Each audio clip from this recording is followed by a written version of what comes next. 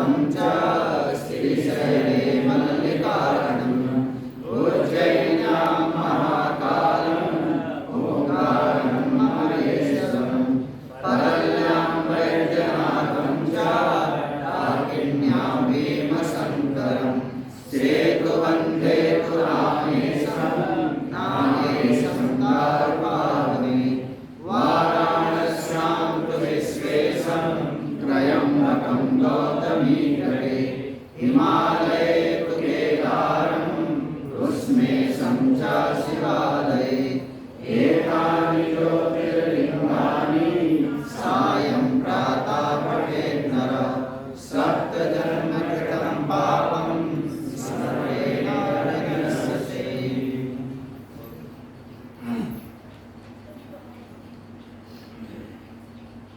परम पूज्य परम श्रद्धेय स्वामी दयानंद सरस्वती जी महाराज, परम श्रद्धेय परम आदरणीय स्वामी जगदानंद सरस्वती जी महाराज, राजेश्वरानंद जी, रामेश्वरानंद जी और सभी आत्मस्वरूप भक्तजन, श्रीमद् शिव महापुराण जिसमें भगवान शिव की कथा है,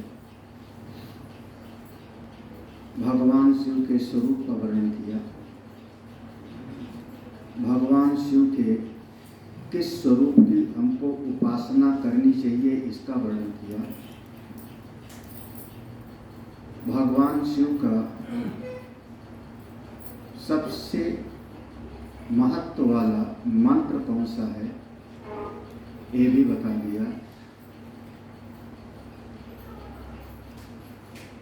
भगवान शिव ने कोई अवतार लिया कि नहीं लिया, जब ये प्रश्न पूछा तो कहा कि भगवान के तो बहुत सारे अवतार हैं। अभी जैसे स्वामी जगदानंद महाराज जी कह रहे थे, निर्गुण निराकार की दृष्टि से तो एक है, लेकिन जितनी आकृतियां दिखाई पड़ रही हैं सब में जो चेतन चलता हुआ दिख रहा है, बोलता, खाता, पीता, हंसता, रोता, ये तो उसी शिव की शक्ति से ही चल रहा है ना। तो ये जगत में तो शिवत्व तो आपका स्वरूप ही है।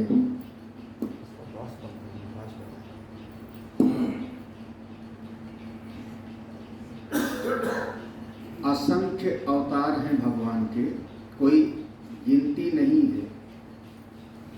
केवल मनुष्य की संख्या नहीं, पशु पक्षी में भी चेतन है, कीट पतंगों में भी जीवन है, जलचर थलचर सब में चेतना है। तो सभी ही शिव तत्व से ओतप्रोत है। कहीं कहीं पर उनकी शक्ति विशेष रूप से प्रकट होती है तो अविशिष्ट हो जाता है। सब मनुष्य हो लेकिन किसी की प्रज्ञा बहुत जग गई तो हम कहते हैं बहुत बुद्धिमान है। किसी के शरीर में बल बढ़ गया तो हम कहेंगे अमुक व्यक्ति बहुत बलवान है। सब मनुष्य ही तो हो, लेकिन शक्ति की दृष्टि से सब में बराबर पना नहीं है। ज्ञान की शक्ति, कर्म की शक्ति तो सब में थोड़ा थोड़ा अलग अलग हो जाएगा ना। चेतना एक है, लेकिन उसकी जो प्रकट रूप में शक्ति है उसमें थोड़ा थोड़ा कम ज़्यादा हो जाता है। तो जहाँ विशिष्ट रूप से सामर्थ्य प्रकट हुई वो भगवान के अवतार मान लिए। 5 अवतार भगवान शिव जी का मुख्य माना गया, सद्योजात, वामदेव, अघोर, तत्पुरुष, ईशान। और भी अवतार हैं, लेकिन 2 अवतार ऐसे हैं जिनका नाम लिए बगैर जो है हम कथा को आगे नहीं बढ़ा पा रहे हैं। एक बहुत महान ऋषि थे जिनका नाम था अत्रि ऋषि, जिनकी पत्नी का नाम था पतिव्रता अनसुया। अत्रि और अनसुया, इनके बारे में वर्णन आया कि अनसुया की साधना उनके व्रत पातिव्रत को लेकर के देवलोक में हलचल हुई और वहां पर देवियों में ईर्ष्या पैदा हो गई। एक मन का एक सहज स्वभाव है कि ईर्ष्या करता है। अपने अपने स्वामियों को उन्होंने कहा जाओ पता करो, और ब्रह्मा, विष्णु और महेश ये तीनों उनके पास आए, हमको भोजन चाहिए। संयोग की बात है, अत्रि ऋषि उस समय वहाँ पर नहीं थे। और अनसुईया माँ जब भोजन लेके आती हैं तो कहते हैं हमारा व्रत है कि हम बेपर्द होकर के कोई भोजन करावे तो मैं खाऊंगा। अब अगर मना कर दें तो अतिथि दरवाजे से भूखा चला जाएगा, और उनका कहना माने तो वहाँ पर असभ्यता हो गई। करें क्या? अनसुईया माँ ने जल लेकर के छिड़का और तीनों बालक हो गए। तीनों छोटे छोटे बालक हो गए, साल साल भर के 6-6 महीने। उनकी ऐसी सामर्थ्य, ऐसा तपोबल। और फिर उनको जो है भोजन कराया, उनको पालने में लिटाया। तो छोटा तो बना दिया, लेकिन अब अच्छा लगा तो आप ऐसे रहो। शाम के समय पे अत्रि ऋषि आए और उन्होंने जो भी हुआ होगा उन्होंने पूछा होगा ये कौन है? बोले हमारे बच्चे हैं। अत्रि ऋषि खुश, उसमें कौन सा। कुछ दिनों के बाद में नारद जी ने जा करके वहाँ पर फिर से कुछ बताया, वो लक्ष्मी को, ब्रह्माणी को, आपको खबर है कहाँ गए वो? उन्होंने कहा पता नहीं, कहीं गए होंगे। बोले नहीं, वहाँ जाके इतने इतने से बन के लेटे हुए हैं। फिर तीनों देवियाँ आई, आकर के अनसुईया माँ को देखा, अनसुईया माँ को जाके चरण स्पर्श किया। अनसुईया माँ ने पूछा कौन है देविया, आप कहाँ से आई? तो वो तीनों ने कहा हम आपकी पुत्र वधू हैं, आशीर्वाद देंगे। कैसा सामर्थ्य की इन तीनों को जो है अपनी। और उसके बाद फिर प्रार्थना किया। जब प्रार्थना किया तो उन्होंने तीनों को यथारूप बनाया और वहाँ से चले। जब वहाँ से आशीर्वाद लेके चलने लगे तो ब्रह्मा, विष्णु सब ने कहा हमने आपकी गोद में क्रीड़ा की है, आपने हमको अपने हाथों से भोजन कराया है, हम चाहते हैं कि अपने अपने अंश से आपका पुत्र बन के आवे। अत्रि ऋषि ने कहा जो तुम्हारी इच्छा हो, आप तो त्रिदेव हैं। और उसी के परिणाम स्वरूप स्वयं ब्रह्मा जी अपने अंश से अत्रि अनसुईया के पुत्र बन के प्रकट हुए, जिनका नाम पड़ा सोम। वो ब्रह्मा जी के अंशावतार। भगवान नारायण, भगवान विष्णु अपने अंश से अनसुईया के माध्यम से बाद में आके पैदा हुए, जिनका नाम पड़ा दत्तात्रेय, जिनके 24 गुरु की चर्चा होती है। और भगवान भोले बाबा फिर अपने अंश से उनके यहाँ पुत्र बन करके आए, जिनका बड़ा भयंकर नाम पड़ा ऋषि दुर्वासा। ये अत्रि अनसुईया के पुत्र हैं और भगवान शिव जी के वो भी अवतार हैं महाराज। दुर्वासा, दुर्वासा, देखो सरल भाषा में व्याकरण तो बताएंगे कौन सा प्रत्यय लगा, महाराज जी का काम है। हाँ, दुर्वासा, जिसकी अपनी ही वासनाएं दुख देवे उसका नाम। अब कई बार होता नहीं, मन में कोई चीज आ गई कि हमको ये चीज खाने को चाहिए, आदमी मीलों भटकता है। किसने मीलों दौड़ाया? किसने मीलों दौड़ाया? अपने ही भीतर की किसी न किसी वासना ने। हमको अमुक वस्त्र चाहिए, अमुक बस चीज चाहिए, अमुक वो चाहिए, और जीव दौड़ता रहता है।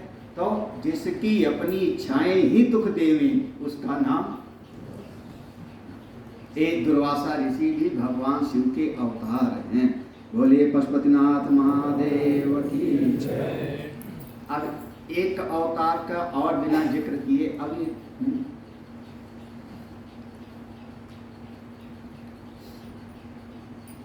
भगवान शिव के 11 रुद्र माने जाते हैं। हम नाम बता देते हैं, जल्दी जल्दी लिखना मत। अभी शिव लिख लोगे तो अगली बार शिव पुराण में सुनाऊंगा तो फिर कहोगे हमारे लिखा हुआ। सुना देता हूँ।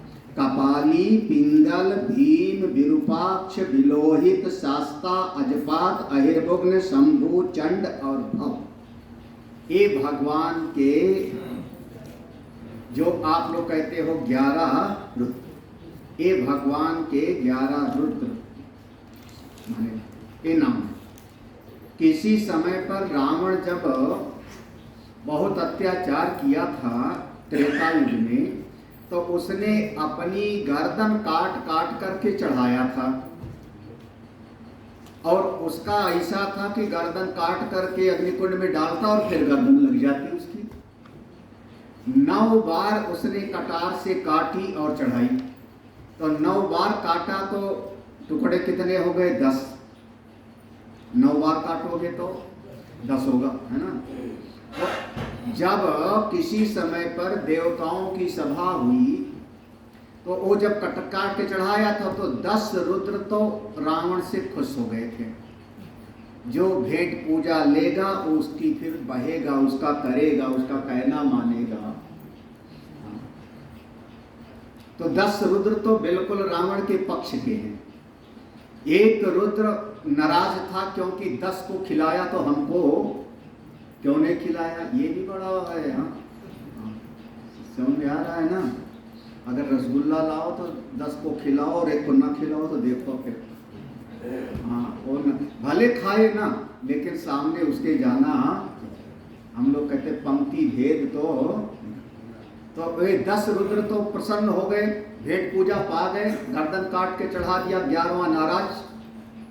बाद में जब देवताओं की सभा हुई और सब ने कहा क्या करे रावण के अत्याचार से, तो सब ब्रह्मा जी ने कहा सब बंदर भालू बन के पैदा हो, क्योंकि रावण को वरदान है कि बानर मनुज जाति दोई बारे, उसको 2 ही लोगों के द्वारा मारा जा सकता है, बंदर और मनुष्य।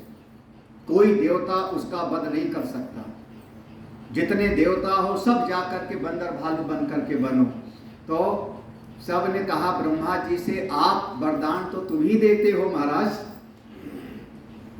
तो उन्होंने कहा कि देखो मैं जाम्बवान के रूप में पहले से हूं, ब्रह्मा के अंशावतार कह लो जाम्बवान, बुद्धि के देवता हैं, वृद्ध हैं।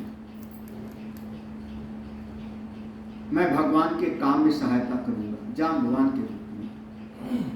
फिर सूर्य देवता ने अपने अंश से कहा मैं सुग्रीव के रूप में आऊंगा, भगवान के काम में सहायता करूंगा। देवताओं के राजा इंद्र ने कहा मैं बाली बनकर के आऊंगा, भगवान के काम में सहायता करूंगा। अश्विनी कुमार 2 देवता हैं, देवताओं के बैठ, उन्होंने कहा हम दोनों भाई नल नील के रूप में आएंगे, भगवान के काम में सहायता करेंगे। तो सब ने नजर उठाई भोले बाबा के पास में, क्योंकि वहां सभा में भोले बाबा भी बैठे थे। और उन्होंने कहा था हरि व्यापक सर्वत्र समाना प्रेम के प्रण, उन्होंने बताया था। तो भोले बाबा चुपचाप बैठे थे। तो सब ने कहा ये इन्हीं की तो पूजा करता है रावण, इनका तो चेला है। भगवान शंकर ने कहा भाई देखो मैं तो उसके खिलाफ नहीं लड़ूंगा, लेकिन हमारा एक रुद्र उनसे नाराज है। तो मैं अपने उसी रुद्र के स्वरूप में आकर के भगवान के काम में सहायता दूंगा। और भगवान स्वयं शिव ही इस माध्यम से आकर के अंजना और केसरी के यहाँ प्रकट हुए, जिनका नाम पड़ा बोलिए हनुमान जी महाराज की जय। मनोजवम मारुततुल्य वेगम जितेन्द्रियं बुद्धिमतां वरिष्ठं वातात्मजं वानरयोधमुख्यं श्रीरामदूतं शरणं प्रपद्ये। अब कथा हो हनुमान जी का नाम न लिया जावे तब तो फिर हनुमान जी नाराज हो गए तो गदा से मारेंगे फिर। तो यत्र यत्र रघुनाथ कीर्तनम तत्र तत्र कृष्ण मस्तकांजलि वाष्पवारि परिपूर्ण लोचन। ऐसे हनुमान जी महाराज। ऐसे बहुत अवतार हैं भगवान शिव के।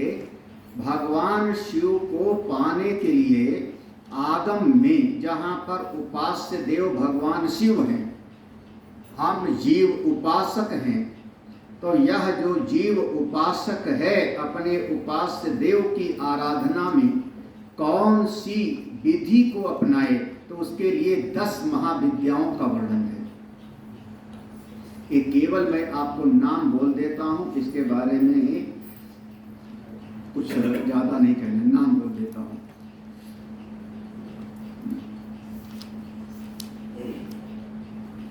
इसको 10 विद्या कहते हैं, 10 महाविद्या। आगम में 10 महाविद्या है। एक का नाम है तार, एक का नाम है भुवनेश, एक का नाम है महाकाल, एक का नाम है षोडशी, एक का नाम है भैरवी, एक का नाम है छिन्न मस्तका, एक का नाम है बगलामुखी, एक का नाम है धूमावती, एक का नाम है कमला। ऐसे 10 महाविद्याएं हैं। क्या हुआ, ऐसे क्यों देख रहे हो सब लोग? जैसे तुम्हारे यहाँ होता है, एक विद्या है इतिहास, एक विद्या है भूगोल, एक विद्या है विज्ञान। विज्ञान में भी शाखाएं। ये विज्ञान में कौन सा? एक विद्या है, हाँ, एक विद्या है बैठक को चीरो, यही तो ना।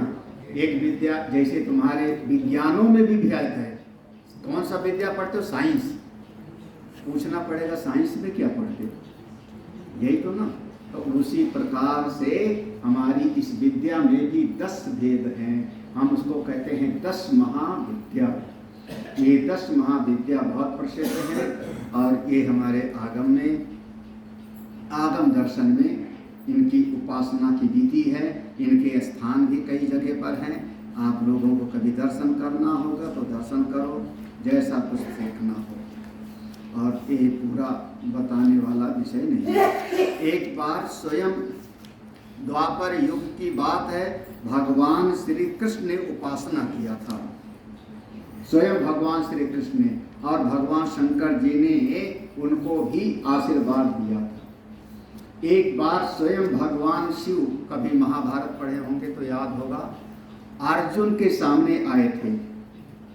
कोई कोल भी किरात के वेश में, और भगवान शिव के साथ तो अर्जुन का युद्ध हुआ था।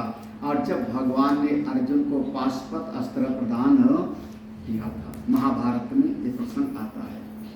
और फिर बहुत सारी बात, इंद्रलोक के पास जाता है अर्जुन। कुछ ऐसी घटना होते होते, हम कल चर्चा कर रहे थे, 12 ऐसे स्थान हैं जहाँ पर भगवान की शक्ति विशेष रूप से प्रकट होती है। उसका नाम है ज्योतिर्लिंग। देखो, आप भी ये अनुभव करके देख लो। एक जैसे सामूहिक, जहाँ पर 50 लोग बैठ करके मंत्र का जाप करें, कीर्तन करें, भगवान का भजन करें, उस जगह पर किसी दिन अकेले में चले जाओ, आपका मन शांत हो जाएगा। ये आप अनुभव करके देखो। कहीं ऐसा कोई मंडप है जहाँ सत्संग ही होता है, वहाँ पर जाकर के अकेले कोई सत्संग ना हो रहा हो, फिर भी बैठ जाओ और अपने मन को देख लो। और किसी दिन, जैसे अभी बता रहे थे, पिक्चर हॉल में चले जाओ और पिक्चर ना भी चल रही हो, और फिर भी बैठ जाओ और जाप करके दिखाओ, मन लग जाओ तो बताना। क्योंकि वो जो परमाणु हैं वह सब का सब प्रभावित करते हैं हमारे मन। आपका मन चुंबक के जैसे बाहर के चीजों से प्रभावित होता है, मन प्रभावित होता है। जिस दिन आपका मन बाहर की चीजों से प्रभावित ना होवे, उस दिन आप शिव हो जाओगे, सिद्ध हो जाओगे। हाँ, लेकिन अभी तो साधक का मन बाहर की चीजों, घटनाओं से थोड़ा प्रभावित होता है। तो ऐसी जगह पर रहो जहां पर पॉजिटिव एनर्जी हो, जहां पर निषेधात्मक ऊर्जाएं ना हो, वहां पर रहो। आप पशुपतिनाथ महादेव में बैठ करके ध्यान करो, अलग प्रभाव है। आप अपने गांव में जहां आपका घर है वहां सामने पार्क होगा, उस पार्क में बैठ करके ध्यान करो, अलग देखो मन का भाव होगा। और अपने घर में जो पूजा घर है वहां बैठ के ध्यान करो, तब अलग अलग होगा। अपने मन को देख लेना। ऐसे ही 12 हमारे प्रकाश पुंज हैं, वह हमारा परमात्मा की शक्ति से भरपूर है। उसको हम कहते हैं ज्योतिर्लिंग। ज्योति अभी भी जहाँ जहाँ पर परमाणु की भट्टियाँ हैं, वहाँ पर आसपास में 10 मील तक क्षेत्र प्रतिबंधित कर देते हैं। देखो, एक भोपाल में एक कांड हुआ था, गैस कांड, प्रसिद्ध था ना।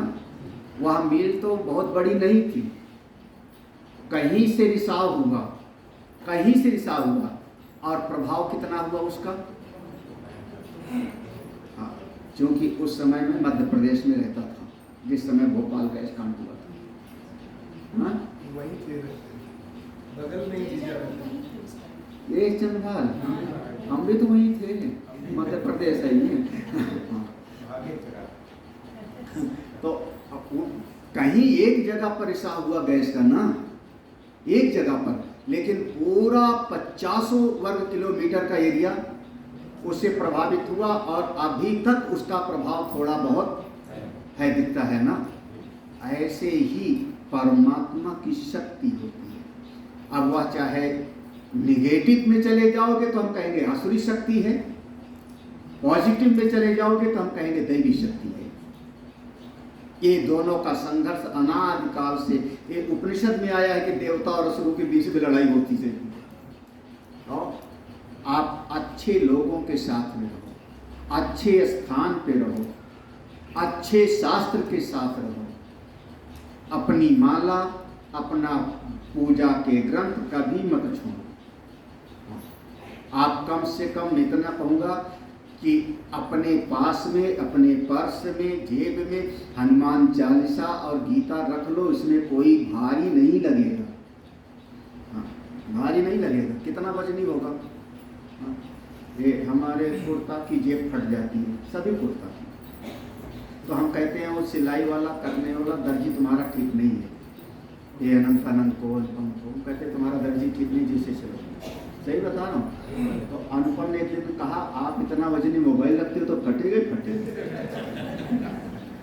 बताओ, अब जिसने देखा होगा पता होगा मेरा मोबाइल, अब इसका मेरे पास कोई जवाब ही नहीं है। अब उतना इनको दर्जी ने भी कहा होगा इतना वजनी मोबाइल रखते हो तो किसी और का नहीं फटता, आपके का फटता है। हम किसी और का नहीं फटता, सब सिलवाते हैं, आप ही का क्यों फटता है? तो अब ये नहीं कहेंगे आपका जेब रुपया से भरा रहता है इसलिए फटता है।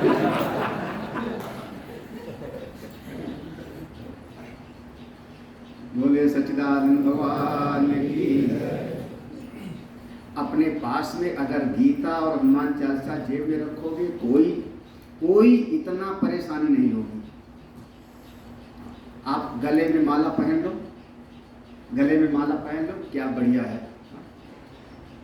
आप कहीं भी जाओ और छोटे दाना के रुद्राक्ष के पहनो, सब लोग पहन सकते हो। भगवान शिव किसी समय पर जीवों पर करुणा करने के लिए, ये हमारे संसार के प्राणी जो मेरे ही स्वरूप हैं, हमको भूल करके और कहाँ संसार में फंसे पड़े हैं, सुखी दुखी हो रहे हैं, उनके नेत्रों से अश्रु गिर पड़ा।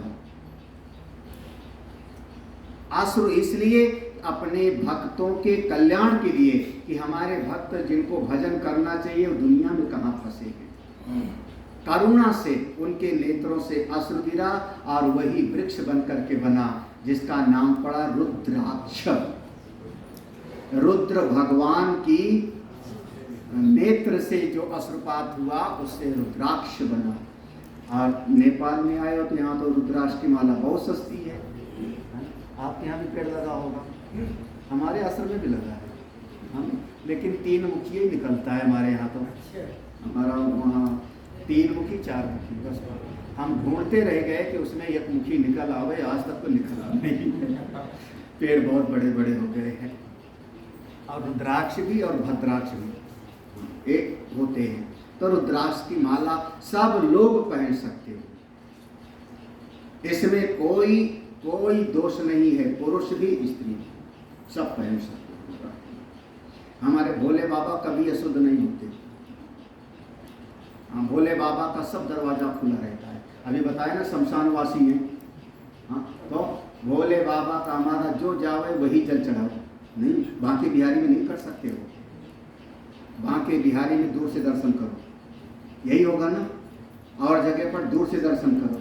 और भोले बाबा का जहाँ मंदिर है, चाहे जो ले जाओ, जल पत्ता पुत्रम पुष्पम फलम तोयम, सब भगवान को। तो भोले बाबा हमारे परम शुद्ध रुद्राक्ष की माला पहनते, बहुत कल्याणकारी होती। मैं तो पहनता हूँ, अब जिसको पहनना हो अच्छा है। अब ये है घर में इतना जितना मोटा मोटा हमको पहना रहे ना, इतना घर में मोटा मोटा मत पहनना, नहीं घर में पहुँचते ही हमको गाली पहली मिली। कौन से बाबा के पास गए थे,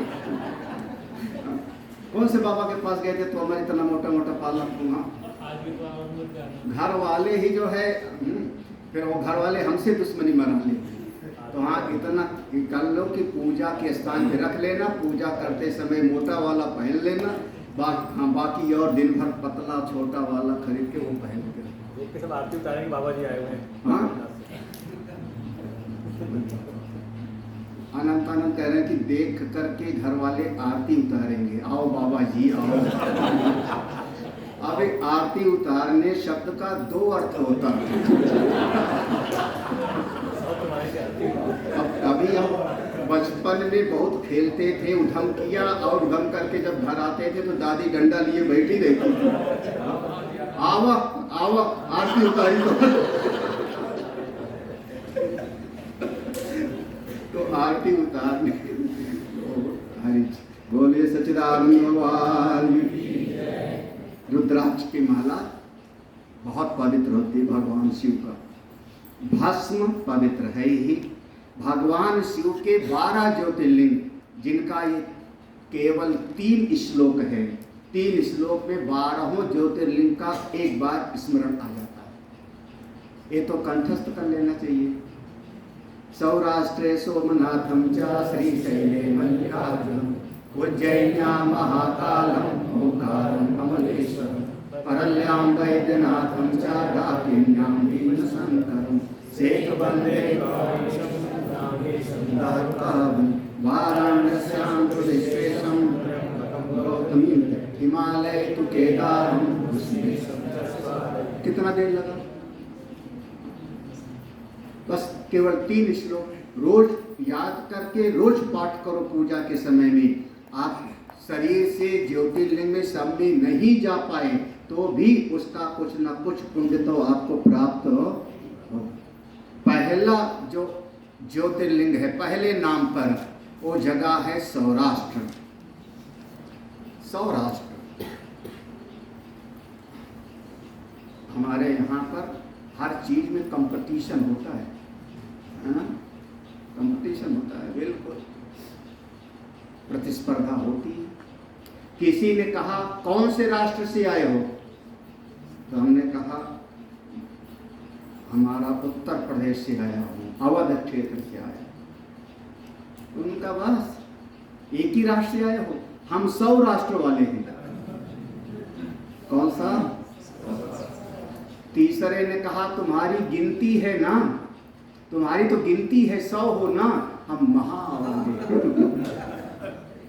हमसे बढ़ के बताओ, हमसे ज्यादा कोई बोलते हो कि हम महावाले हैं।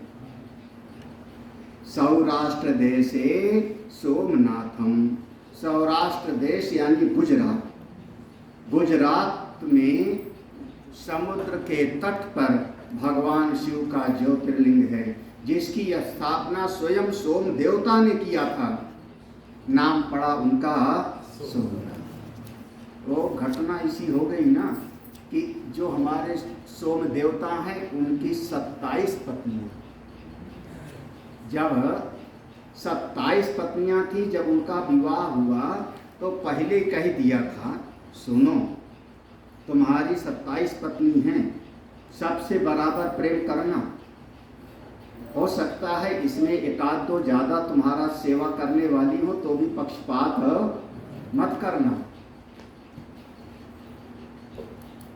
समझा दिया था, लेकिन सब समझाना कोई चित्त में पक्का थोड़े हो जाता है। जब वो चंद्रमा देवता सोम देवता अपने महल में आए तो उसमें एक उनका जो एक पत्नी उनको बहुत अच्छी लगने लगी, इतनी अच्छी कि उसके महल से निकलना ही न जाता, उसके यहाँ ज्यादा दिन रह जाऊं। महाराज जितनी और थी नाराज होकर के भागी मायके, जाकर के पिताजी से रो रो के गाया और पीछे पीछे चंद्रमा जी गए मनाने के लिए। जब मनाने के लिए पहुंचे तो उनको थोड़ा गुस्सा जल्दी आता था।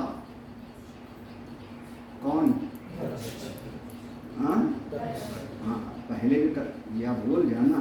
दक्ष प्रजापति ने अपनी 27 कन्याओं का विवाह किया था चंद्रमा, 13 कन्याओं का विवाह किया था धर्म के साथ, कुल 60 कन्याओं का वर्णन आता है। तो दक्ष प्रजापति ने कहा तो उसको मना किया था ना, तुमको समझाया था शुरुआत में कि सबके साथ बराबर प्रेम करना। तुम्हें रोहिणी के साथ में ज्यादा समय क्यों बिताते हो? जा, तुमको क्षय रोग हो जाए। क्षय रोग कौन सा होता है? तुमको क्षय रोग हो गया। बस देखते देखते उनको क्षय रोग हो गया।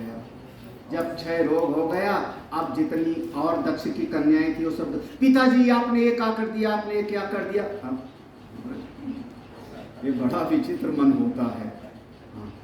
वो हमारे स्वामी है, भले हम लड़ते हैं, हमारा उनसे थोड़ा सा मनमुटाव हो गया था, आपने उनको ये रोग बीमारी का श्राप दे दिया, अब क्या करें? बोले भगवान शंकर जी चाहें तो तुम्हारा क्षय रोग, जाओ पूजा करो। फिर उसके बाद वो वही समुद्र के किनारे गए, भगवान की मिट्टी का, पृथ्वी तत्व का पार्थिव शिवलिंग बना करके पूजा करते। देखना यहाँ से पार्थिव शिवलिंग का शुरुआत होता है। पहला शिवलिंग कौन? पार्थिव। पार्थिव माने पृथ्वी तत्व प्रधान। वो शिवलिंग बना करके पूजा करते हैं, पूरी श्रद्धा से अनुष्ठान करते हैं। और उसके बाद फिर जब भगवान शिव प्रकट हुए तो उन्होंने कहा क्या चाहिए? तो उन्होंने कहा भगवान मुझको ये जो बीमारी हो गई है, हमको श्राप दे दिया है, आप कृपा करो। उनकी पत्नियों ने फिर प्रार्थना किया, तब भगवान शंकर जी ने कहा कृपा तो तुमको कर दूंगा, लेकिन थोड़ा महसूस बना रहे तो मैं तुमको ये कह देता हूँ कि 15 दिन तो उनके श्राप के अनुसार घटोगी और फिर 15 दिन ऐसा उनका समाधान कर दिया। फिर बाद में चंद्रमा ने कहा भगवान मैं चाहता हूँ कि आप अपने अंश से यही विराजमान रहें और कोई दुखी प्राणी आपका आकर के आराधना करे तो आप उसकी मनोकामना की पूर्ति। भगवान शिव वहाँ विराजमान हो जाते हैं और चूंकि चंद्रमा के द्वारा स्थापित हुए तो उनका नाम पड़ा सोमनाथ। बोले सोमनाथ भगवान की। अब सोमनाथ तो हम लोग एक हफ्ते रह के आ गए हैं, वहाँ भी शिव पुराण सुनाया होगा, सुनाया होगा, शिव पुराण रहा होगा।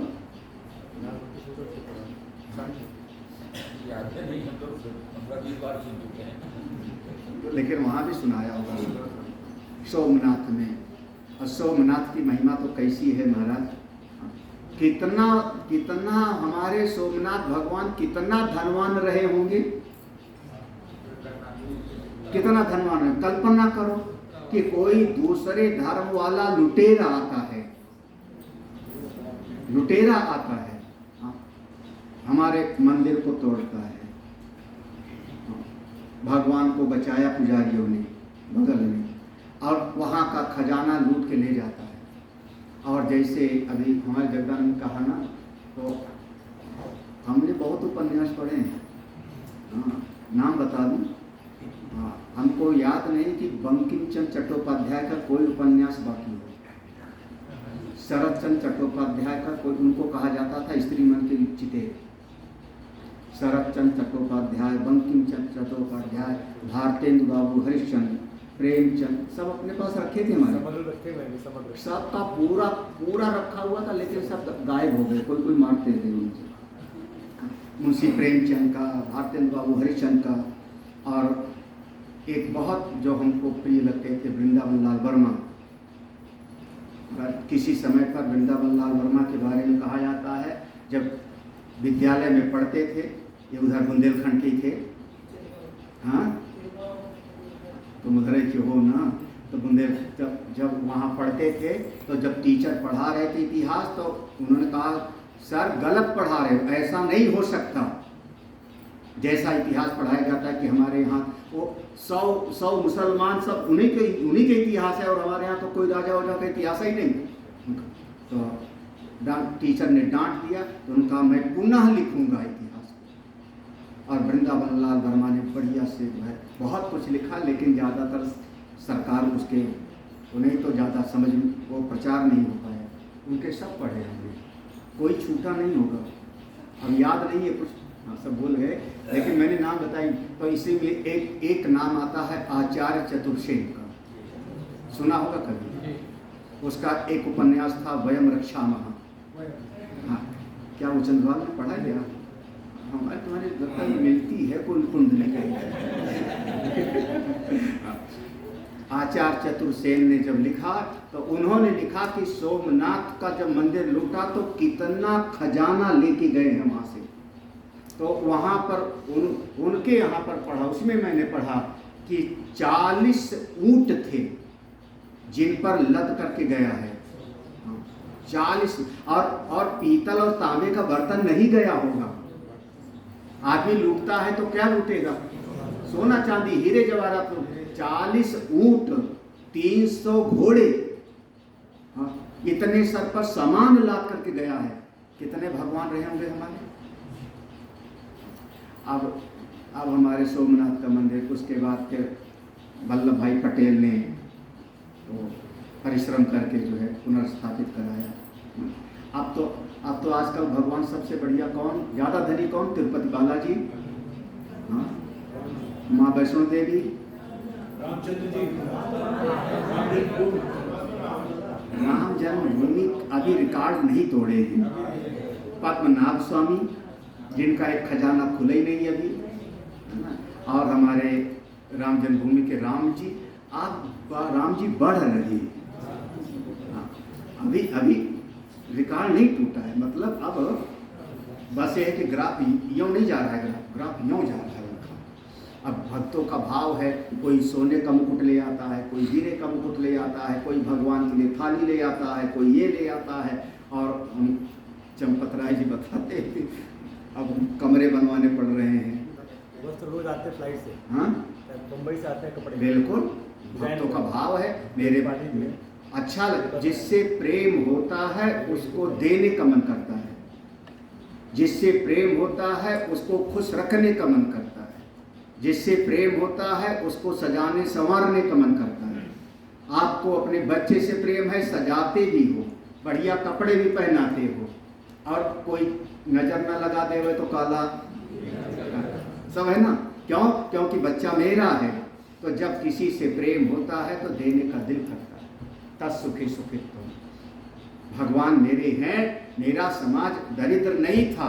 मैं पक्का इस पर मेरा दृढ़ विश्वास है। जब हम वेद के अनुसार चलते थे तो हमारा भारतीय समाज, हमारा हिंदू धर्म दरिद्र नहीं था। हम हमेशा कहते हम दरिद्रता के उपासक नहीं हैं, हम त्याग के उपासक हैं। त्याग वृत्ति का सम्मान है, दरिद्रता का सम्मान नहीं। नहीं दरिद्र सम दुख जगह। हमारे यहाँ तो बड़े बड़े सम्राट लोग राजगद्दी छोड़ करके जंगल में जाके तपस्या करने लगे, वो मेरे लिए पूजनीय है। तो ऐसे भगवान हमारे सोमनाथ। अब ऐसे अगर हम 12 सुनाएंगे, तो अच्छा दूसरे वाला का तो कथा कब सुना दिया था? सौराष्ट्र सोमनाथम च श्रीशैले। तो मल्लिकार्जुन के कथा तो कल हमने सुना दिया था, सबने सुन लिया। मल्लिकार्जुन कैसे हुआ? तीसरा कौन सा है? उज्जैनिया महाकाल का जो है, जब वहाँ साधना शिविर था तो हमने विस्तार में सुनाया था वहाँ पर। तो हाँ, अभी महाकाल में ही साधना शिविर था। हाँ, तो वहाँ पर तो थे सेठी वगैरह, तुम लोग, मंजू थी ना, तो वहाँ तो सुना दिया था। तो वहीं फिर याद कर लो। उज्जैन्याम महाकालेश्वर, हाँ, आप सब और भगवान ओम। अच्छा, कोई कहे हम वहाँ नहीं आए थे तो दोबारा हमसे फिर सुनना तुम।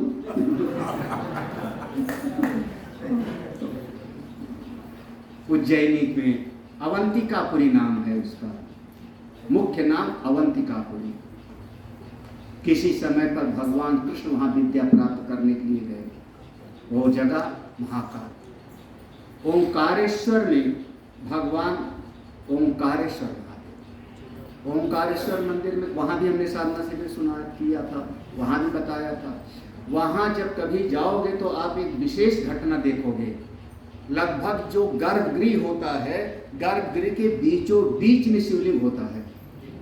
जहाँ पर ऊपर का वो गुंबद होता है उसके सीधे नीचे, हाँ, सभी जगह पर। लेकिन ओंकारेश्वर में ऐसा नहीं है। ओंकारेश्वर में भगवान का शिवलिंग मंदिर के किनारे कोने में, ध्यान होगा तो वहाँ पर, हाँ, एक किनारे पहले हम लोग खूब जल चढ़ाते थे, अब तो जो वहाँ भी पाइप वाइप लगा दिया, हाँ, तो वहाँ भी सब जगह, सोमनाथ में भी कर दिया, सब जगह पर कर दिया। अब ऐसा होता है ना, करें क्या, भगवान का शिवलिंग है और सवेरे से शुरू हो जाते हैं भगत लोग, और भगत कोई कम नहीं है, उनका प्रेम है, चीनी लेके जाते हैं, शक्कर नहीं, चीनी लेके जाएंगे, क्योंकि उसमें पंचामृत में आता है शहद लेके जाओ, चीनी लेके जाओ, और भगवान को थोड़ा रगड़ के स्नान कराते हैं, हाँ, और स्नान कराते कराते धीरे धीरे जो महाराज भगवान तो खींची जाएंगे ना। एक महात्मा थे, नाम था अगस्त ऋषि, उनके चेले का नाम था सुतीक्षण। कुछ लोगों को याद हो गया सब। वो सुतीक्षण छोटे से थे, अपने ऐसे छोटे से थे, 7-8 साल के, 10 साल के। एक दिन चले जा रहे थे कहीं पर, और अगस्त ऋषि ने जो है सरोवर के किनारे अपना सामान रखा और सुतीक्षण को कहा, ध्यान रखना, मैं थोड़ा नित्य क्रिया से आऊँ, स्नान कर लूँ, फिर भगवान को नहलाऊँ। और सुतीक्षण ने देखा बगल में जामुन का पेड़ लगा था, बड़े बड़े जामुन, काले काले से, हाँ, जब तक गुरु जी आवे तब तक 2-4 जामुन तोड़ लिया जावे। हमारे आश्रम में भी जामुन लगा, चेले नहीं, एक महात्मा चढ़ गए तो गिर पड़े थे। उनका हमारे लखनऊ में नाम ही पड़ गया जामुन वाले, नहीं, अब नहीं आता। अब सुतीक्षण जी ने देखा, अरे उठाया 2-3 जो है, और फिर और पत्थर मिला नहीं, अब कैसे क्या करें, तो उन्होंने गुरु जी की पोटली खोली तो उसमें शालिग्राम भगवान दिखे। बोले ये बढ़िया है, बाद में रख दूंगा, 2-4 जामुन तोड़ लेता हूँ। और उन्होंने उठाया शालिग्राम भगवान को दे दनादन, हाँ, और एक बार थोड़ा ज्यादा ताकत लगाया और शालिग्राम भगवान गाए। अब तो जामुन तो गया भूल, आए गुरु जी के भगवान आए, ढूंढा बहुत मिले नहीं, तो उनको लगा कि गुरु जी मारेंगे बहुत, क्या करूं, तो इतनी बड़ी सी कोई वैसे शालिग्राम के जैसे ही जामुन दिखी,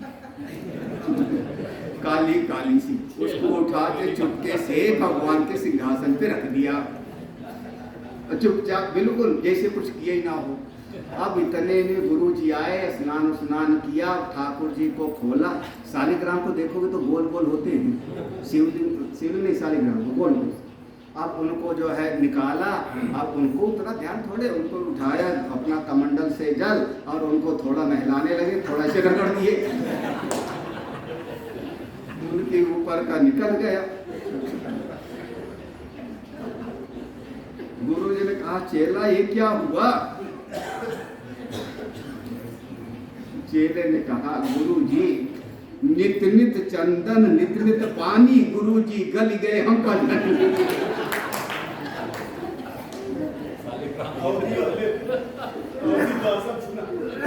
अब नित रोज रोज आप उनको पानी से नहलाते हो, रोज रोज चंदन लगाते हो, रोज रोज धोते हो, तो शालिग्राम गल गए हम का जानी। गुरु जी ने कहा, हमको मूर्ख बनाता है जामुन। गुरु जी ने डांट के भगाया, जा, जैसे भगवान को फेंका, भगवान को लेके आना हमारे पास, बिना भगवान को लिए, उसके बाद सुतीक्षण का रास्ता होता है। तो ऐसे सभी शिवलिंग पर लोग ऐसे करने लगे, और उसका परिणाम होता है कि धीरे धीरे धीरे धीरे शरण। तो उसके बाद फिर नियम बन गए कि दूर से दर्शन करो, या दूर से पानी जल चढ़ा दो, और पाइप लगा दिया है। और बाबा बैद्यनाथ में तो उनका जो है वो ढक्कन लगा दिया है, नागेश्वर में ऊपर से कैपिंग कर दिया है, वैसे काला काला। अब वो करना पड़ते, क्या करोगे। अब ये जो बाबा बैद्यनाथ की कहानी है ना, चलो अब तुम लोग बैद्यनाथ का नाम लिया तो हम पहले वही सुना देते हैं। परली वैद्य परल्याम वैद्यनाथम चा, तो हम देवघर वाले को ही मानते हैं। तो अब उसमें रावण गया था कैलाश, उसने भगवान शंकर जी से प्रार्थना किया, प्रभु हम आपको लेके चलेंगे, आप हमारे चलिए लंका में, सोने की लंका है और आप मेरे आराध्य हो। सब लोग अपने अपने मंदिर बनवाते हैं, घर में भगवान को रखते हैं।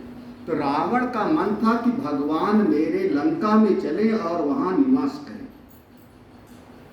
इसलिए भगवान से प्रार्थना किया। भगवान ने कहा नहीं नहीं, कैलाश छोड़ करके हमको कहीं जाना अच्छा नहीं लगता, कैलाश नहीं छोड़ूंगा, मना कर दिया रावण को। तो रावण को गुस्सा आया, उसने कहा कैसे नहीं चलोगे आप, कैसे नहीं चलोगे, ऐसे नहीं चलोगे तो वैसे चलोगे। तो वहां कैलाश से उतर आया, और कैलाश से उतर आया, अपनी भुजाओं के बल से उसने कैलाश को उखाड़ लिया, जहां बैठे उसको लेके चले गए। ये दो ही घटना है, जैसे हनुमान जी ले आए थे वैद्य को, उठा लिया कैलाश को, और कहते हैं जब कैलाश को उठाया और उसके बाद कैलाश हिला, डावाडोल हुआ, माँ पार्वती जी चिल्लाई और आकर के भगवान शंकर जी से चिपक गई, प्रभु भूकंप क्या हो रहा है। भगवान ने कहा घबराओ बस, चेला आया। कई बार कोई चेले आते हैं तो ऐसे भूकंप जैसे आते हैं,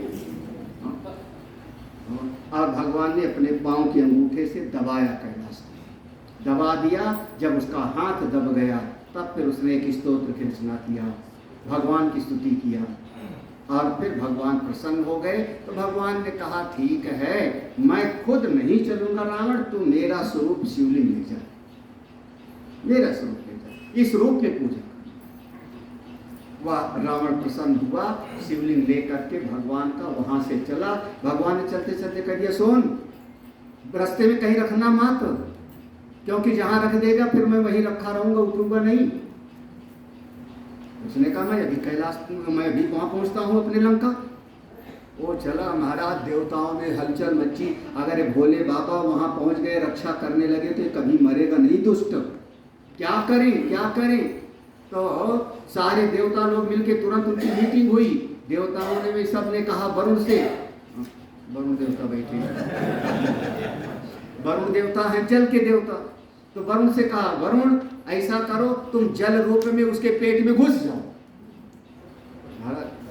अब इतना पेट फूल गया उसका, लघु शंका लग गई।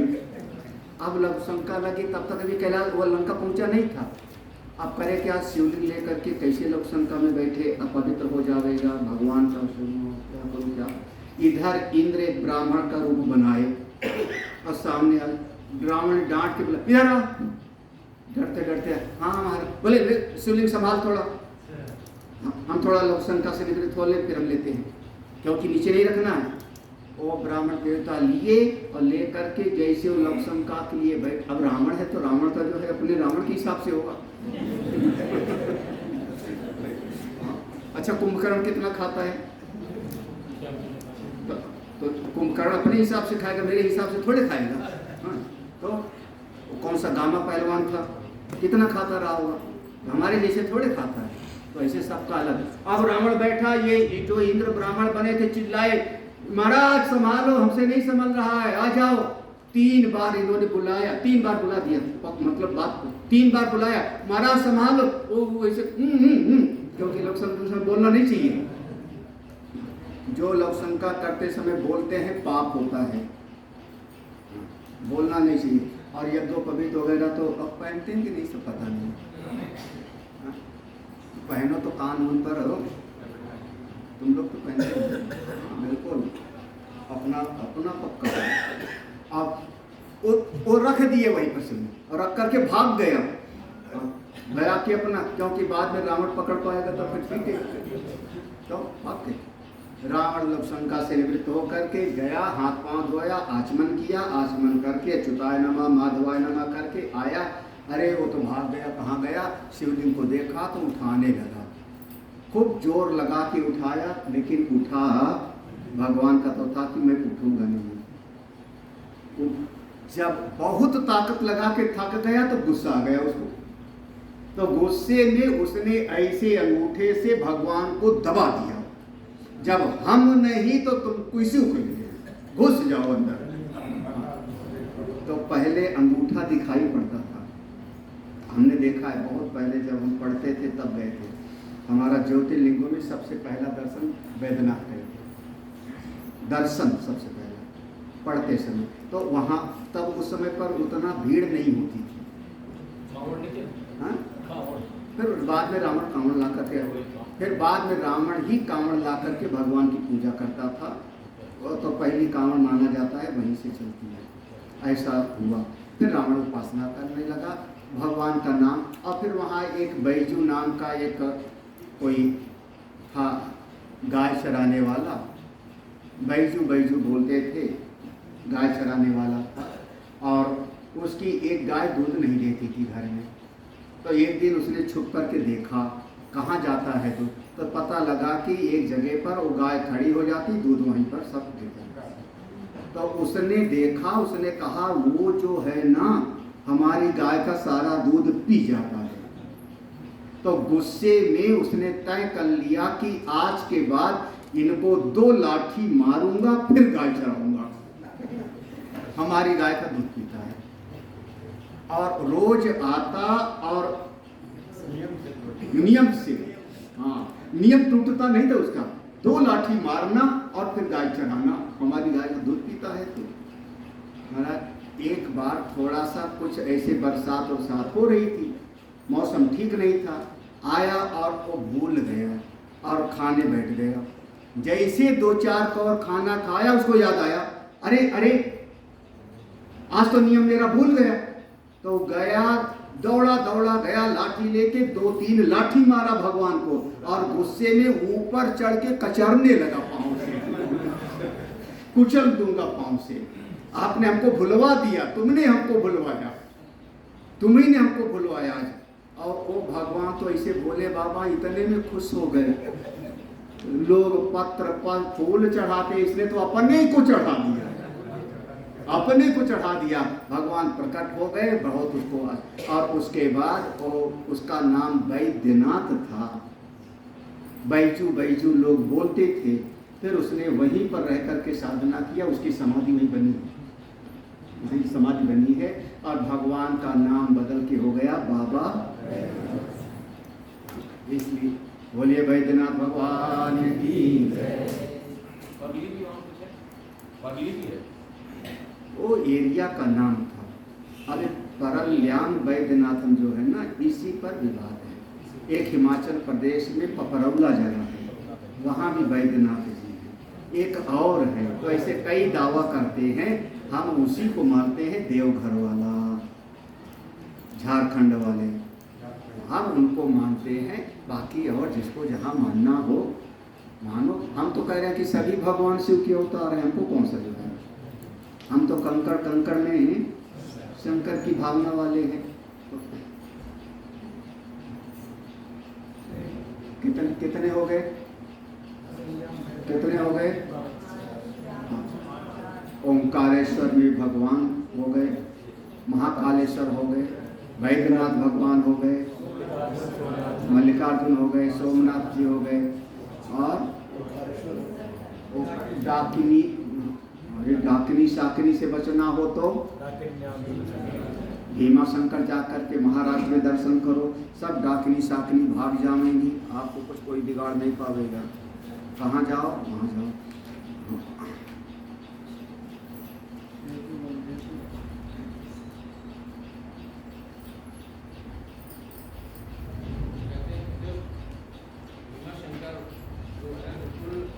निर्जन स्थान था, और उसके बाद इतना बड़ा जंगल था कि समुद्र के अलावा कोई बस्ती और अब वाराणसी की तो महिमा कुछ नहीं कहना होता। हमारे साक्षात वाराणसी के अधिष्ठान देवता बैठे ही हैं। हाँ, काशी तो काशी है, नहीं आप ही सुनाओगे, हमको क्या पता काशी की महिमा। हाँ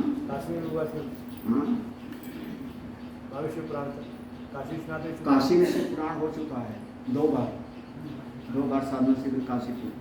एक बार मुमुक्षु भवन में और एक बार वो जंगम में, 2 बार वहाँ साधना शिविर हम दे चुके हैं। तो काशी में खूब भगवान का चर्चा कर चुके हैं। भंडारा प्रसिद्ध है। हाँ, और भंडारे के ऊपर चर्चा होती है। हाँ। मुंह चुबाने वाला तो बहुत पहले हुआ था। एक और कथा सुनाऊंगा, बाकी सबको अपने आप याद कर लेना। हाँ, क्योंकि अब समय के साथ हमको समझो। एक बार अकाल पड़ा। अकाल माने वर्षा नहीं हुई, 1 साल 2 साल वर्षा नहीं हुई। हम आज की भाषा में कहें कि वाटर लेवल नीचे चला जाता है, पानी रहा नहीं, वनस्पतियां सूख गई। ये अकाल तो स्वामी विवेकानंद के समय में भी पड़ा था। और अकाल तो कई बार, अकाल माने समय पर वर्षा का ना हो, और उससे वनस्पति नहीं होगी, अनाज नहीं होगा, जीव भूखा मरने लगेंगे, पेड़ की छाल तक खाए हैं।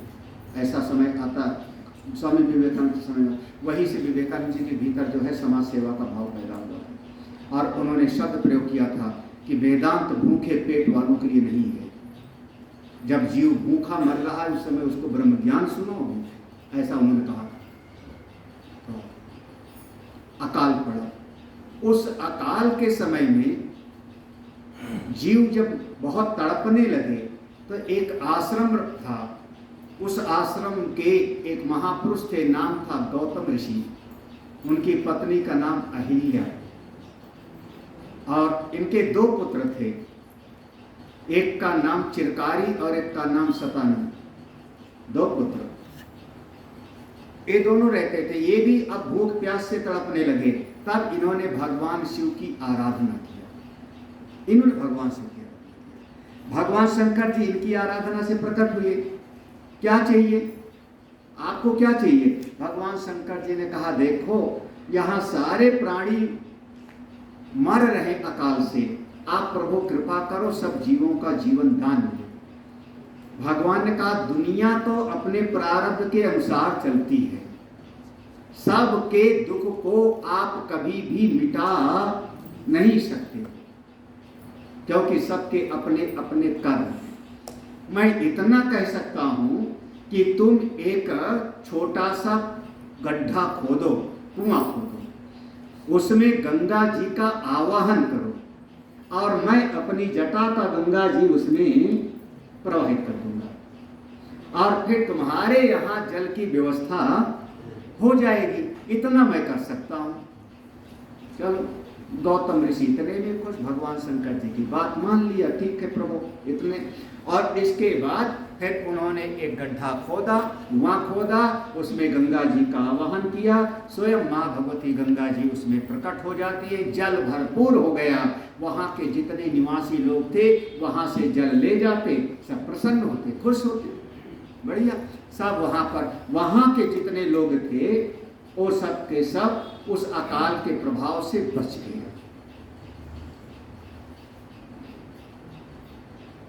अब थोड़ा धीरे धीरे जब जल की व्यवस्था हो गई तो ये जो गौतम ऋषि के दोनों पुत्र थे, इन्होंने कुएं के पास से थोड़ी क्यारी बना ली। उसमें थोड़ा थोड़ा कुछ न कुछ उन्होंने,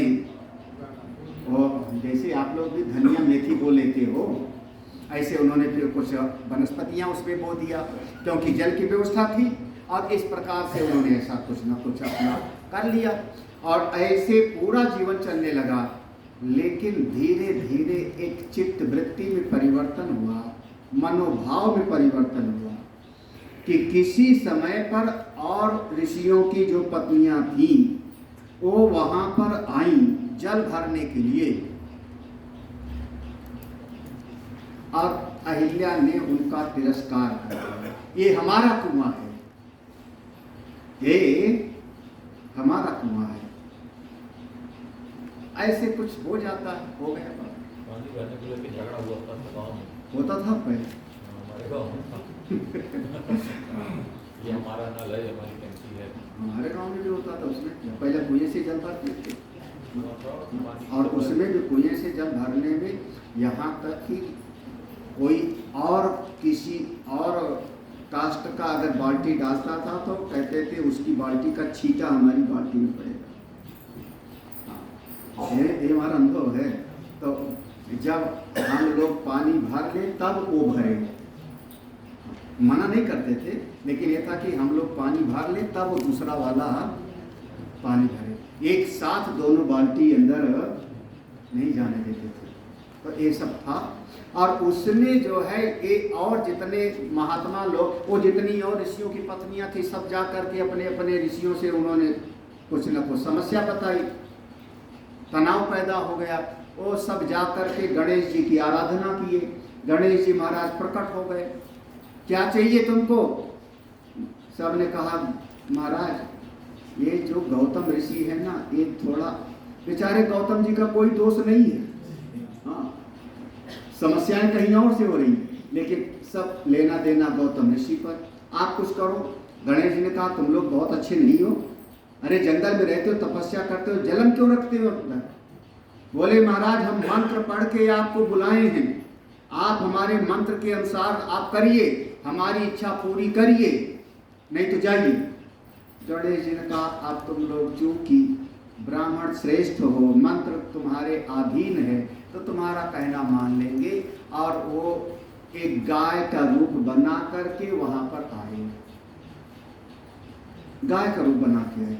और वो जो किसी दिन जो लगा दिया था ना उन्होंने, कुछ गेहूं चावल, जो गेहूं धान वगैरह जो वनस्पतियां, उसमें गाय बन के उसको चरने लगे। ये गौतम ऋषि ऐसे घास का मुट्ठा लिया, लाठी नहीं, ऐसे घास कोई रखी थी, उसी का ऐसे हाथ में लिया और जा हट हट हट उसको हटाने लगे। और जैसे ऐसे छुआ वो सब सदे बदे थे, उधर से वो सब तके थे, हाँ वो सब तके थे, दौड़े आए, अरे गाय को मारा, गाय को मारा, गो हत्या लगी, गो हत्या लगी, गाय को मारा, गाय को मारा। गौतम ऋषि ने कहा सच में क्या गाय मर गई? अब वो गौतम ऋषि भी आश्चर्यचकित हो गए, क्या करें, गाय तो हमारे छूने से मर गई, क्या गोहत्या लगी, प्रायश्चित क्या करें? काशी जाओ, उसका विधान बनाओ। उन्होंने सारा विधान वगैरह किया और उसके बाद फिर वो सब पता लगा। भगवान शंकर जी ने उनको पुनः आशीर्वाद दिया, जाओ तुम्हारी गौहत्या का वो समाप्त हो गया और ये जितने ब्राह्मण लोगों ने तुमसे जलन किया है उनको दंड देंगे। गौतम ऋषि ने कहा भगवान दंड नहीं देना है, ये जीवों की बुद्धि को शुद्ध करनी है।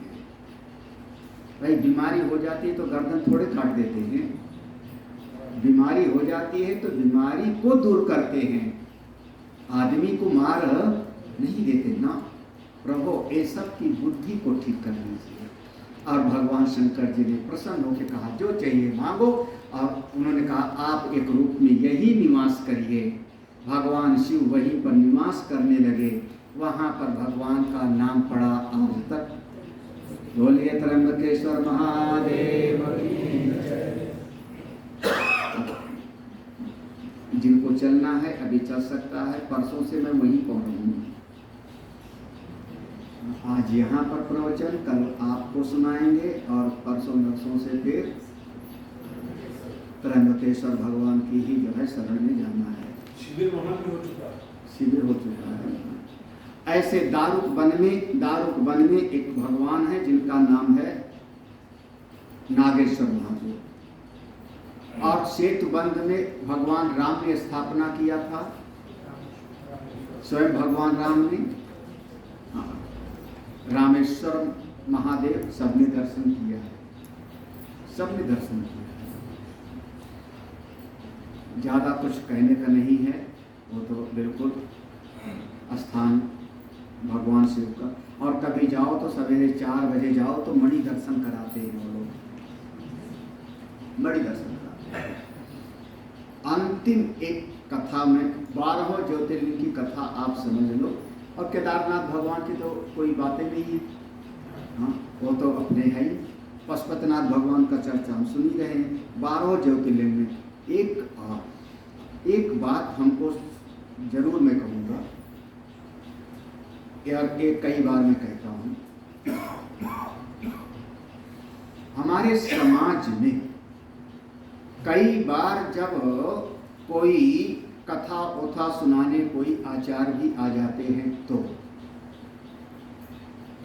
शायद वो अपनी पूरी परंपरा को नहीं जानते या पूरे शास्त्रों का अध्ययन या चिंतन नहीं है, केवल कथा सुनाने लगते हैं। तो ऐसे लोग कई बार कथा सुनाते समय ये बोल देते हैं कि स्त्रियों को शंकर जी की पूजा शिवलिंग को नहीं छूना, चाहे सुना होगा कभी, है ना, ऐसा कभी ना कभी हाँ समाज में ऐसी चर्चा हो जाती है।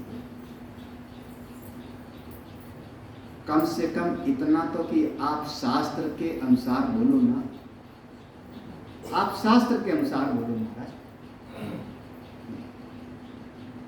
पहली बात तो ये देखो, अभी काशी की बात है। काशी में जब मंदिर को तोड़ा गया था और उसके बाद भगवान का शिवलिंग लेके पुजारी वहां जो कूद गए थे, अब ज्ञानवापी नाम इतना द्व्यर्थी हो गया है ना, उसके ज्ञानवापी शब्द बोलते ही हमारा कुआं याद नहीं आवेगा, क्या चित्र में याद आवेगा, है ना, वो शब्द जो है वो उसके साथ वापी कुएं करना, उसमें वो आचार्य पुजारी इतनी निष्ठा वाले कि भगवान के शिवलिंग को लेके कूद गए थे बचा। कालांतर में भगवान शिव के शिवलिंग को निकाला गया और अहिल्याबाई होलकर ने फिर मंदिर बनवाया। जो वर्तमान में मंदिर काशी विश्वनाथ का है वो होलकर वंश की थी अहिल्याबाई। उन्होंने जब स्थापना किया तो क्या वो स्त्री नहीं थी क्या? अब कोई पूछे तो बहुत काम किया उन्होंने। अहिल्याबाई ने नर्मदा जी के किनारे बहुत काम किया, महेश्वर आदि ने बहुत काम किया उन्होंने। ऐसी धार्मिक जो है धार्मिक शक्ति अगर राजा बने, में काले पत्थर लगे। हाँ बिल्कुल, आपका निर्माण हो रहा है तो राम जन्मभूमि वाले लाल पत्थर हो, हाँ, तो काशी विश्वनाथ में भी लाल पत्थर लगे। तो बिल्कुल अहिल्याबाई ने स्थापना किया। तो अब आप कह दो कि महाराज आप कैसे कहते हो कि स्त्रियों को स्पर्श न? चलो 12 ज्योतिर्लिंग में अंतिम ज्योतिर्लिंग जो कहते हैं घुष्मेशम चा शिवालय, घुष्मेशम चा शिवालय। तो एक बहुत विद्वान ब्राह्मण थे और इनका माना गया है कि उधर की तरफ थे, दक्षिण की तरफ में या उधर महाराष्ट्र की तरफ में, वैसे इसमें तो वही लिखा है। उनका नाम था सुधर्मा, सुधर्मा नाम था। धर्म का पालन करने वाले थे। प्रतिदिन वो भगवान की पूजा आराधना करते थे पूरी निष्ठा के साथ। पत्नी का नाम है सुदेहा, नाम का अर्थ समझ लेना, सुदेहा समझ में आया कि नहीं? देह जिसकी सुंदर है, अब मैं ये नहीं कह रहा हूं कि ब्यूटी पार्लर से आई, वो वाला मन को नहीं सजाया है, मन को नहीं सजाया, सजाया किसको? देह। उसको कहा गया सुदेहा। नाम का अर्थ देखो, सुधर्मा की पत्नी सुदेहा। अध्यात्म आपको देह केंद्रित नहीं बनाता, अध्यात्म आपको भीतर से सुंदर बनाता है। शरीर को सजाने में शरीर का क्या है? हमारे भगवान वेद व्यास जी बहुत सुंदर नहीं थे, सुंदर नहीं थे, तभी तो कोई स्त्री के सामने गए तो डर के मारे आंख बंद कर लिया उसने ना। अष्टावक्र जी कितने सुंदर रहे होंगे। आप शरीर, ये हमारे समाज में न जाने कहां से कल्चर आके घुस गया, शरीर को सजाने समाज में। महाराज हमारी जो अपनी प्राचीन सभ्यता है, हमारी जो सभ्यता है, वहां शरीर को सजाने पर जोर नहीं था, वहां पर मन को अच्छा बनाने पर जोर था। शादी विवाह का समय हो तो कन्याओं के लिए क्या कहा जाता था? खाना बनाना सीख ले, याद है सबको? यही ना, खाना भोजन बनाना सीख ले, चल ये बनाना सीख ले। और अब शादी विवाह का समय आवे तो महीनों ब्यूटी पार्लर जाती है, खाना बनाना नहीं आता उसको। क्या वो किसी के घर में है तो नहीं ऐसा? अरे आजकल तो हमको पता लगा, क्या हरिद्वार में एक बच्चे आए थे, प्रणाम किया, दक्षिणा भी दिया, लिफाफा भी दिया। हमने कहा क्या वो, बोले इसके साथ शादी तय हो गई। अरविंद भी हाँ। हमने कहा काय के लिए आए, जब शादी हो गई, शादी तय हो गई सर। बोले कोई प्री वेडिंग शूट होता है, क्या होता है, क्या होता है वो? शादी से पहले, शादी से पहले का, शादी हो रही है मेरठ में और फोटो खिंचवाने के लिए गए कहाँ, उधर हरिद्वार और ऋषिकेश और नीलकंठ। हमने पूछा कैसे, मतलब बोले मोटरसाइकिल बिठा के खींचेंगे, कैसे लगा, ये जूड़ा बना, पागल नहीं। ये सब सुदेहा जो इस जिसकी नजर शरीर सजाने पर है वो सुदेहा है। समझ में आ रही बात कि नहीं? इतना सबरी सुंदर थी कि कैसी थी? सबरी 60 साल 70 साल की हो गई, दिखाई नहीं पड़ रहा है ज्यादा, तो लकड़ी हाथ में लेके चलती है। अब भगवान राम उनको ढूंढते ढूंढते पहुंचते और सुंदर बन के आई थी कोई, मौसम तुम सम पुरुष न मौसम नारी, या संजोग विधि रचा विचारी। कौन? बहुत सुंदर बन के आई थी। अब नहीं, अब ज्यादा नहीं करना। सुधर्मा की पत्नी का नाम सुदेहा। समझ लेना इतने में कि उनको इसी में मजा आता था। भगवान की कुछ ऐसी घटनाएं, कोई उनके संतान नहीं हुई, कोई संतान नहीं।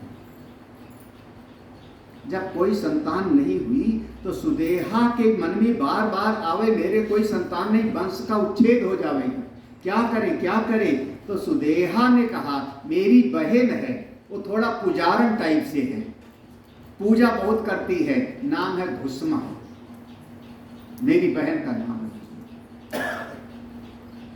उसके साथ दूसरा विवाह कर। सुधर्मा ने मना किया पहले, नहीं नहीं ठीक नहीं है, हम इसी में जय विद्रा, भगवान नहीं चाहते तो नहीं सही। लेकिन एक सुदेहा ने जबरदस्ती करके घुसमा का विवाह सुधर्मा के साथ पुनः कराया, अपनी बहन का ही विवाह कराया, यानी क्या कहते हो, सौत। अब बहन भी है सब। लक्ष्य था हमारे यहाँ पर वंश परंपरा चली। कुछ समय के बाद में घुसमा से एक बालक का जन्म हुआ, पूरा का पूरा आनंद हो गया, सब बढ़िया। एक घुसमा भी खुश, सुदेहा भी प्रसन्न उस समय का। जब बच्चे का जन्म हुआ तो सुदेहा भी प्रसन्न, क्योंकि जो प्रयोजन था वो पूरा हो गया।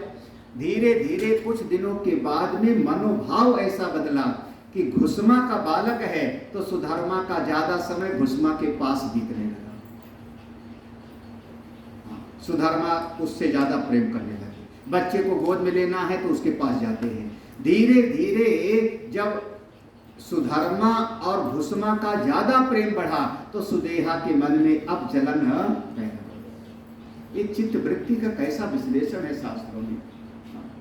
ये मन कब बदल जाता है इसका कोई भरोसा, मन परिवर्तित हो जाता है। इसीलिए मन के अनुसार साधना नहीं की जाती, बुद्धि का काम होता है निश्चय करना। आप हमारे मन को ये अच्छा लगता है मत मानो, मन की बात मत सुनो, सुनना है तो शास्त्र संत बुद्धि की बात सुनो। और बहुत बार इसको आप लोग कहते हो अंतरात्मा की आवाज, ऐसे बोलोगे अंतरात्मा की आवाज माने आपकी बुद्धि जो कह रही है, अंतःकरण जो कह रहा है, बुद्धि की सुनोगे जीवन अच्छा बनेगा,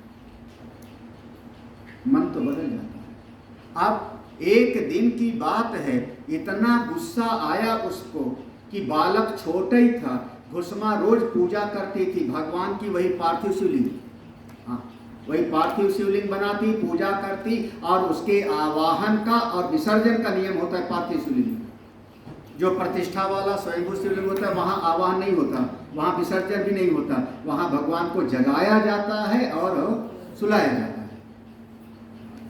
लेकिन जहाँ पर पार्थिव पूजा होगा आवाहन किया जाता है, तो आवाहन करती है, जैसा आता है पूजा करती है, और विसर्जन के बाद भगवान को ले जाके वो पार्थिव का पास में एक सरोवर है, तालाब है, वहाँ ले जाके प्रवाहित कर देती है। ये उसका नित्य का दिनचर्या थी। एक दिन रात में ये सुदेहा इतनी जलन में रात में चाकू लिया और चाकू लेकर के गई जहां पर वो बच्चा पालने में लेटा था, उस बच्चे को टुकड़े टुकड़े किया, काट दिया और उस बच्चे के टुकड़े टुकड़े मांस आदि को 2-4 मांस का टुकड़ा इधर उधर फेंका और ले जाके उसी तालाब में फेंक गए। उसके मन में था कि हम ये कहेंगे कोई भेड़िया खा गया, कोई जंगली जानवर खा गया। और इसके बाद खुद ही विलाप करती है सुदेहा, हाय हाय देखो खून फैला है, ये क्या हो गया, मेरा प्यारा बच्चा को क्या हो गया, मेरा प्यारा बेटा का क्या हो गया, पता नहीं लग रहा है। अब उस सवेरे से उठी तो सुदेहा विलाप करने लगी, सुधर्मा दौड़े क्या हुआ, अब खून से लग पर इधर उधर क्या करें।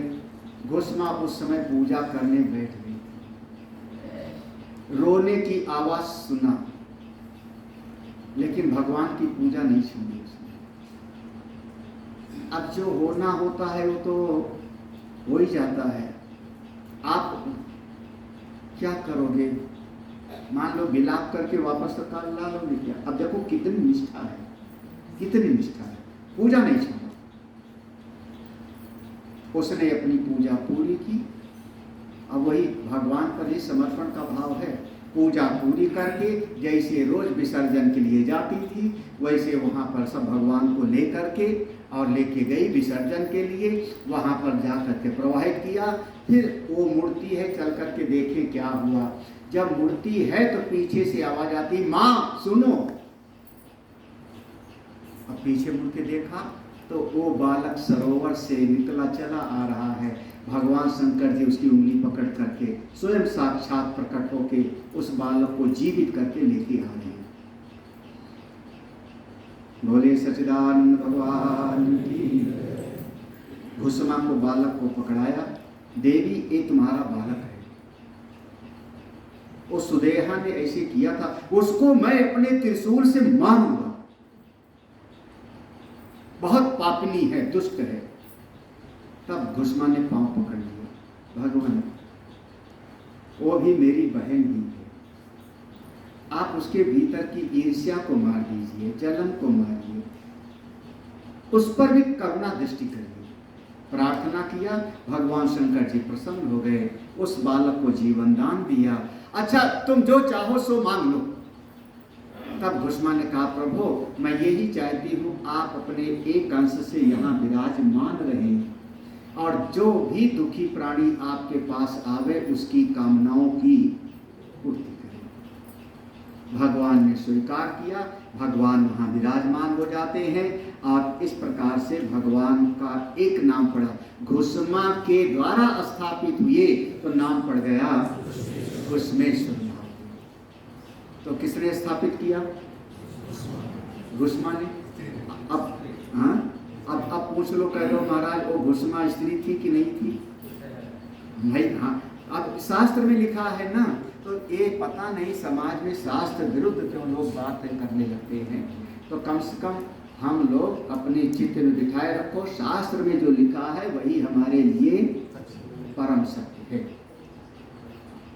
बाकी लोग, कई लोग तरह तरह की बात बता देंगे, ये नहीं छूना चाहिए, ये नहीं करना चाहिए। अरे ऐसे समाज में चर्चा चलती रहती है और आजकल टीवी पर भी कोई ना कोई बताना शुरू कर देते हैं। हाँ, टीवी पर ज्ञान मंत्र बताते हैं टीवी पर।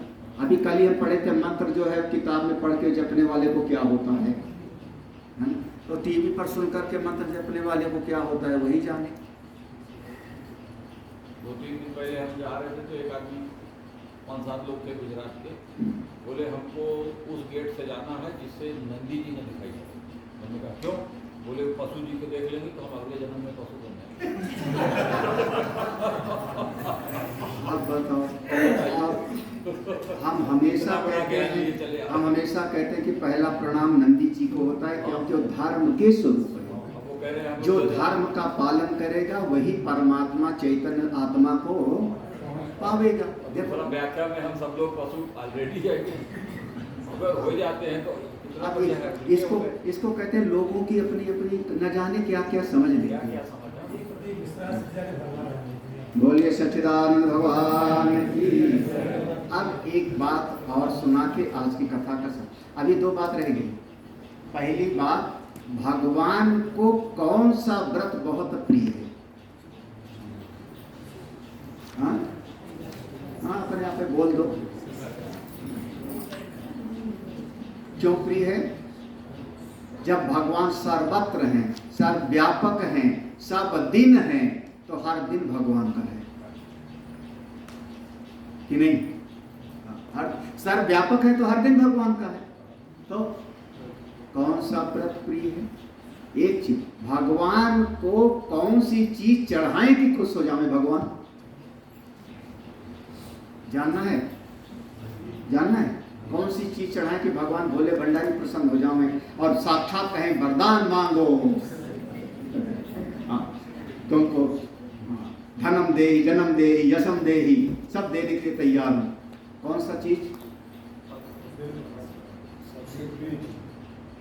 हरिस्ते सहस्रम कमल बलिमादाय पदयो यदेको नेतस्मिन् निजमुदहरन् नेत्रकमलं गतो भक्त्युद्रेका परिणतिमसौ चक्रवपुषा त्रयाणां रक्षायै त्रिपुरहर जागर्ति जगता।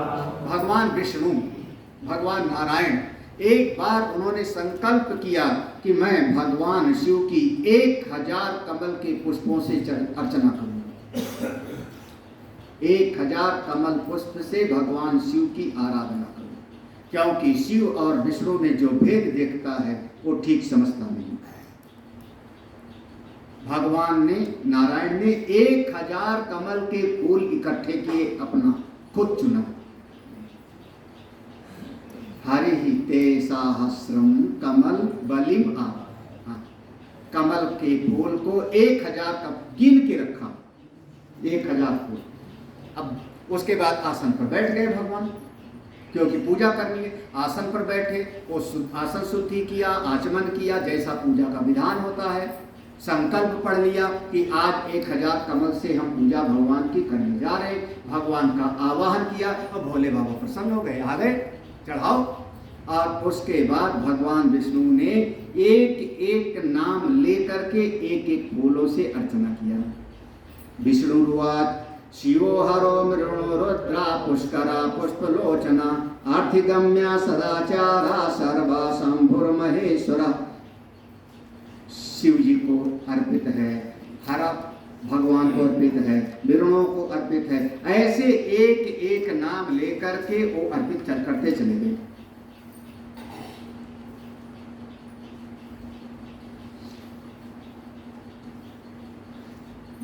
परमार्थ गुरुर्दत्ता सूराश्रित वत्सला सोमोर सत्यो रसदा सर्व सत्तावलंबनः। पूरा हमने 1000 नाम में से हमने पहला और आखिरी नाम ले लिया, तो बीच का सब, क्योंकि पूरा सहस्र नाम नहीं पढ़ सकते ना इस समय, कम से कम 1 घंटा लग जाएगा। तो ये शिव सहस्र नाम है, जैसे विष्णु सहस्र नाम वैसे इसके पाठ का बहुत पुण्य है। तो एक नाम लेकर के एक फूल चढ़ाया, दूसरा नाम लेके दूसरा फूल चढ़ाया, 700 नाम हो गए, फूल चढ़ाया, 900 हो गए, फूल चढ़ाया, 1000 नाम थे, 995 हो गए, एक फूल चढ़ाया। भगवान शंकर जी को लगा कि थोड़ा आज परीक्षा है।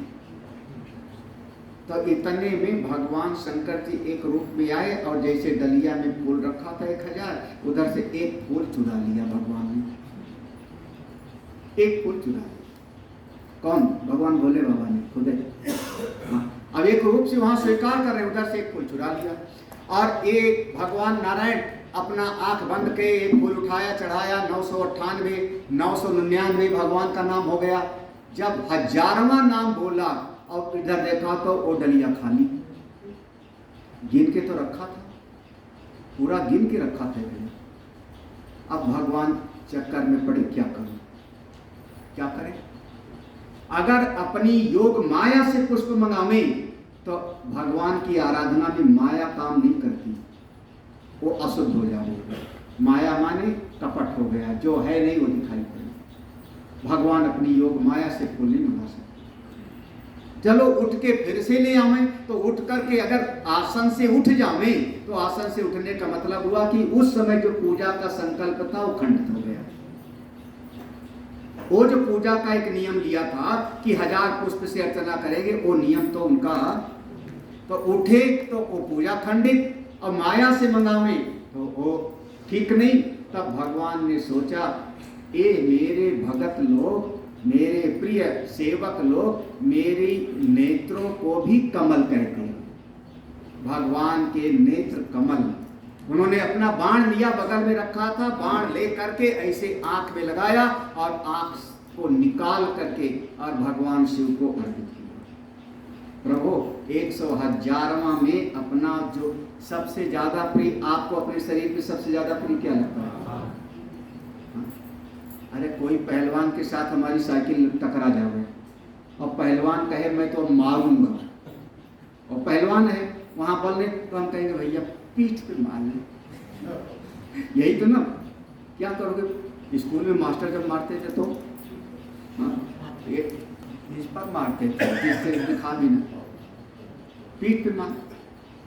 अच्छा, अगर मान लो वो पहलवान कहे नहीं तुमको पीठ पर नहीं सामने मारूंगा, तो हम कहेंगे भैया चलो गाल पर मार लो। गाल पर चोट लगी, लेकिन आदमी कहता आंख तो बच गई ना। सबसे ज्यादा प्रिय अगर आपको है तो कोई अपनी आंख। इस शरीर, जैसे इस शरीर में हमको नेत्र प्रिय हैं, ऐसे संसार में अगर भगवान को चढ़ाना है तो जो सबसे प्रिय हो वो चढ़ाओ। भगवान ने अपने नेत्र कमल चढ़ाए, भगवान से प्रकट हो गए, आशीर्वाद दिया, प्रभु आप हमें दोनों में भेद नहीं है, आज से आप ये चक्र धारण करिए और चक्र से समाज का कल्याण करिए। भगवान शिव जी ने नारायण को चक्र प्रदान किया और तब से भगवान चक्रधारी हो जाते हैं। शंख चक्र गदा पद्म भगवान विष्णु के हाथ के शस्त्र हैं, भगवान ने उनको, शिव जी ने चक्र दिया। तो हमको वो चीज, अब आजकल कई बार लोग पूजा की कहते, पूजा वाली साड़ी दे दो, पूजा वाली सुपारी दे दो, है ना। वो पंडित जी भी लोग पूजा का अपना पैकेट बना के रखे हैं, वो पूरा का पूरा पैकेज है, पूजा वाला घी दे दो, पूजा वाला तेल दे दो, तो पूजा वाले तेल की शीशी पे लिखा होता है ये खाने लायक नहीं है, ऐसा लिखा होता है ना। अब मतलब भगवान के काम में वो सुपारी जो खाई न जा सके, वो साड़ी चढ़ा रहे हो जो धोने पर 4 मीटर रह जाओगे। पूजा वाला काला तिल होता है, मिट्टी का। पूजा वाला काला तिल भी होता है। नोएडा में हमको मिला था, हमने बोल दिया तो मिट्टी पूजा की हम, अरे हम लोगों के यहाँ पर जौ, चावल, तिल, अगर नगर मोथा मिल जाता था उसको मिला करके हवन सामग्री बना देते। रेडीमेड वाली सब कम से कम भगवान की पूजा में आप वहां कंजूसी मत करो, भगवान को अपना प्रिय चीज चढ़ाओ, जिससे आपको बहुत ज्यादा प्रिय है वो चढ़ाओ। वैसे कहीं गड़बड़ होगा। एक बार कोई एक परिवार वाले हमसे आए मिलने के लिए, तो उनका जो है जैसे माँ थी और उनकी बहू और बहू का बच्चा हुआ था, तो लेके आए। तो उनका स्वामी जी इसको आप थोड़ा गोद में ले लीजिए, आशीर्वाद दे दीजिए। हमने कहा गोद में तो मैं नहीं देता, चलो यहाँ। तो जैसे उन्होंने वो हमारे तखत पे कहा, हमने कहा तो तुमने चढ़ा दिया हमको।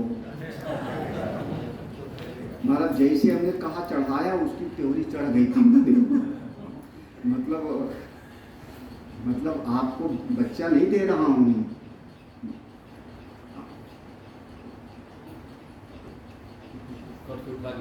हम बिल्कुल उठा लिया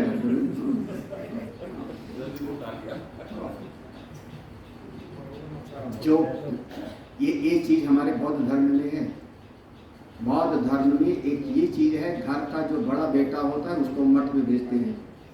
बौद्ध बिहार में लामा बनता है किसी एक परंपरा पर। उनके यहाँ 4 शाखाएं हैं, सौतांत्रिक, वैभाषिक, योगाचार, माध्यमिक, ऐसे उनके यहाँ और परंपराएं हैं। उनके यहाँ महात्माओं की कमी नहीं है। हमारे यहाँ ही कमी है। क्यों? हमारे यहाँ उसका कार्य जो प्रिय है वो, चलो वो नहीं तो कम से कम जो आपको सबसे प्रिय लगता है वो चढ़ाओ। क्या प्रिय लगता है?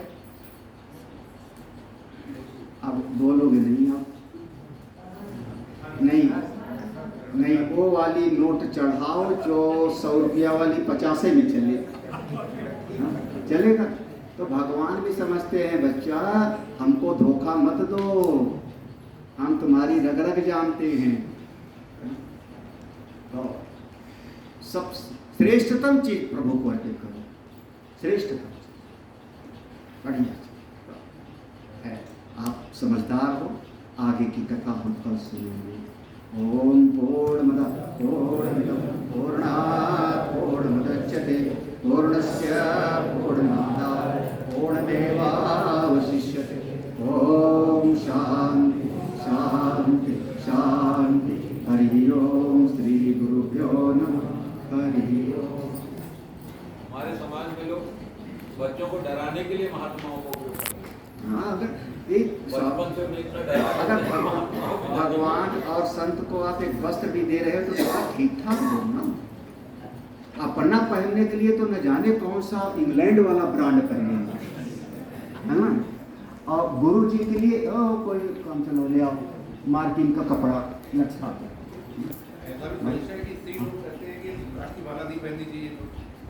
ये हमारे विनोद जी ने तो हमको कपड़े दिया तो ऐसा कि हरिद्वार से मंगाए, अनंतानंद खरीद के लाए। जो सबसे बढ़िया गुरु जी पहनते हैं वही देंगे। बताओ, और देखो आप जो भी करते हो, हम ऐसा नहीं, आप भगवान की पूजा में जो उपयोग करते हो श्रेष्ठ से बढ़िया चीज का उपयोग करो। देशी गाय का घी का उपयोग करो, कुछ कम नहीं हो जाए। अगर मिठाई का भोग भी लगाना है तो बढ़िया वाली मिठाई का भोग लगाओ ना। हाँ, ये थोड़े कि रिफाइंड वाला का लगा दो, इसको जो है बढ़िया से मिठाई करो। आप अगर बत्ती भी जला रहे हो तो कम से कम जो है श्रेष्ठतम महंगी वाले लाओ ना, वहाँ भी सस्ता। अब वहाँ करो क्या, आजकल तो सब ठेका चलता है। अनुष्ठान करना है, 50,000 का ठेका दे दिया, पंडित जी जो था वही ले आए, आपको करके चले गए। नहीं, खुद सामग्री पूजा की, जैसे भोजन की सामग्री में आप बढ़िया से बढ़िया, तो भगवान को भोग लगाना है तो थोड़ा बढ़िया बनाओ ना। तो कई लोग पूजा घर में एक डब्बा रखते हैं, उस डब्बे में इलायची दाना और मिश्री उसे रखे रहते रोज इतनी सी मिश्री रख दिया, भोग लगाया प्रभु का। तुमको रोज मिश्री खिलाया जाए तो हाँ बिल्कुल भोग लगाओ ना, घर में भोग लगाओ। और जिस दिन भगवान का कोई समय है बढ़िया भोजन बनाओ। जब अपने बच्चे का जन्मदिन होता है तो 5 लाख खर्चा करते हो, तो भगवान के जन्मदिन में भी कभी कुछ बढ़िया से।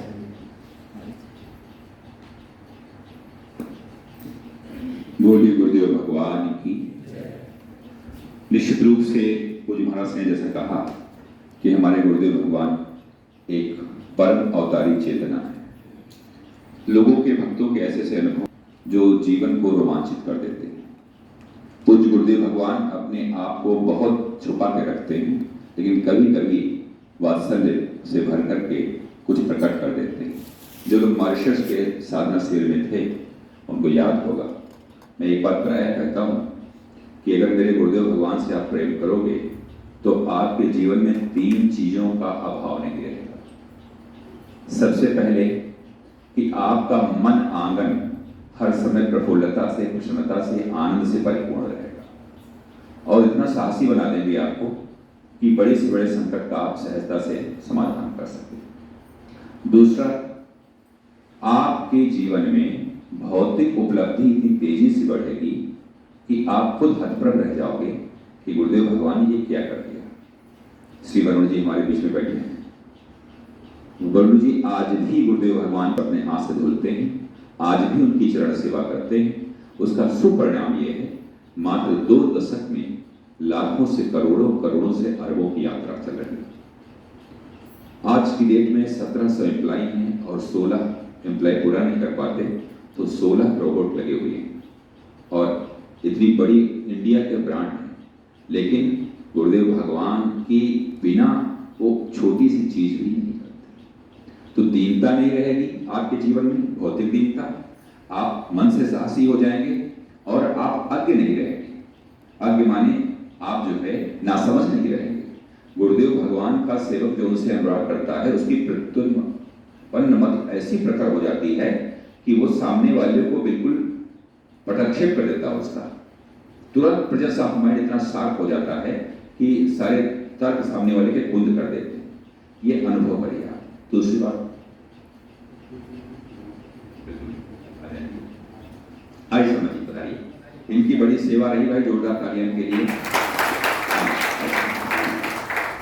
और ये शिवम प्लाजा में इन्होंने जो है शिव स्वरूप मेरे सदगुरुदेव भगवान को, इनका सौभाग्य है कि गुरुदेव की पावन उपस्थिति यहाँ प्राप्त हुई। वहीं बैठ जाइए। तो ये था। दूसरी बात यह है, गुरुदेव भगवान कभी कुछ नहीं कहते। मॉरिशस में गुरुदेव भगवान ने कहा था, और अनुभव है, यहाँ लाल साहब बैठे हैं, अर्चना दीदी के जीवन का है, और एक मेरठ के भक्त हैं, सेवा किया है गुरुदेव की। इन तीनों के जीवन में लाल साहब का तो कोई कह ही नहीं सकता था कि ये बचेंगे।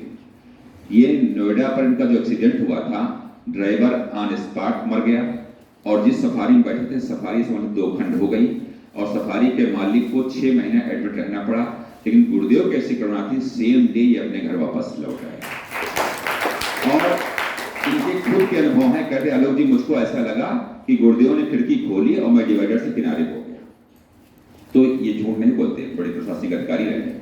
दूसरे अर्चना दीदी एक हैं, शादी नहीं किया, गुरुदेव के चरणों में समर्पित हैं, बहुत अच्छी सेविका हैं। वो बार बार वृंदावन जाने को कहती थी, गुरुदेव टाल देते थे, नहीं अभी नहीं, अभी नहीं, अभी नहीं। लेकिन उन्होंने बिना गुरुदेव को बताए वृंदावन जाने की तैयारी कर ली।